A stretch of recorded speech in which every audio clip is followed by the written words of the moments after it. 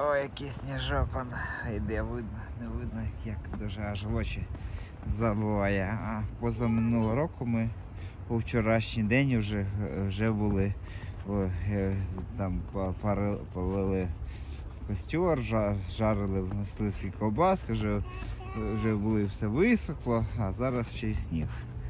Отак природа. Включили, хтось нажав кнопку, от сніг іде. Іде сніг. Такий великий сніг. О, да, Кароліна? Так. Так, давай. Ось такий сніжок. Так? І на вулиці 1 градус тільки. Так, тут холодрига. Прийшлось знову діставати зимове взуття.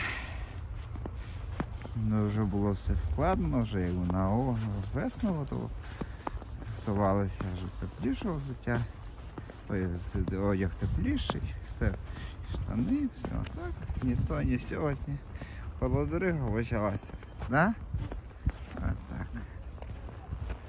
Кажи, отакий. Отак. Погода. Отак.